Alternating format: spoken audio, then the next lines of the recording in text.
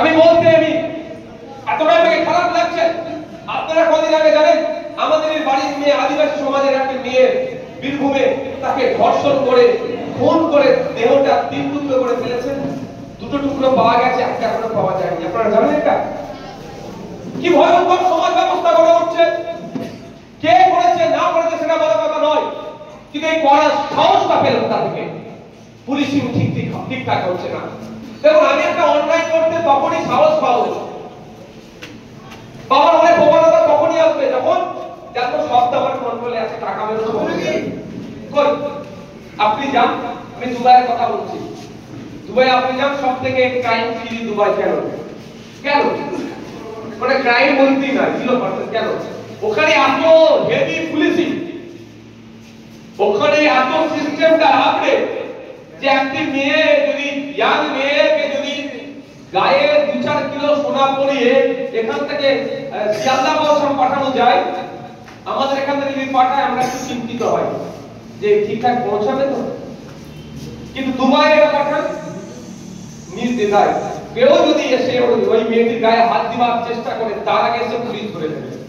সেরকম পুলিশিং সিস্টেমটা তৈরি করেছে আমাদের রাজ্যে, সেটা ফেলিও। থানা বাড়িয়ে যাচ্ছে, পুলিশ দিচ্ছে না। পুলিশের প্রায় 2 লক্ষ 2.5 লক্ষ শূন্য পর্যায়ে গিয়েছে, সেটা পূরণ করছে না। ফিরে আসছে যে বিষয়টাই বলছি, মেয়েটিকে আপনারা জানেন খুন করেছে, ধর্ষণ করেছে, আবার টুকরো টুকরো করে ফেলেছে।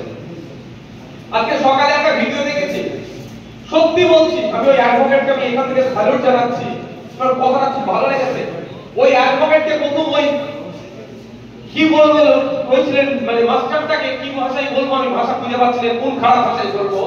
ওই বর্বর মাস্টারটি ওই অকর্ম করার পরে ওই অ্যাডভোকেট কে ফোন করেছিল, তখন অ্যাডভোকেটটি বুঝতে পারেনি যে এত লোকরা কাজে করেছে।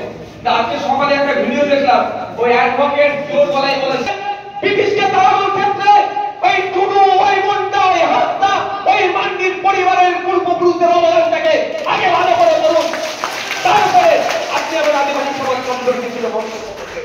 আজকে এখানে আমি দাঁড়িয়ে আপনাদের মঞ্চ থেকে আমি ওই তথাকথিত উচ্চ বর্ণের ভদ্র মহিলাটাকে বলছি, যারা এই সমাজকে চালাতে গিয়ে, এই সভ্যতাকে চালাতে গিয়ে যারা সবথেকে বেশি শ্রম দেয়, তাদের মধ্যে একটা সমাজ হচ্ছে আদিবাসী সমাজ, তাদের মধ্যে একটা সমাজ হচ্ছে দলিত সমাজ, তাদের মধ্যে একটা সমাজ হচ্ছে মুসলিম সমাজ। এই পিছড়ে বর্গের সমাজকে আপনি যেভাবে কিল্লি করেছেন, এই ধরনের কথা বলেছেন, ওরা নাকি বনে থাকবে, ওরা আদিবাসীরা নাকি বনে থাকবে, বন থেকে চলে এসেছে, ওই তথাকথিত উচ্চ বর্ণের পরিবারের নাকি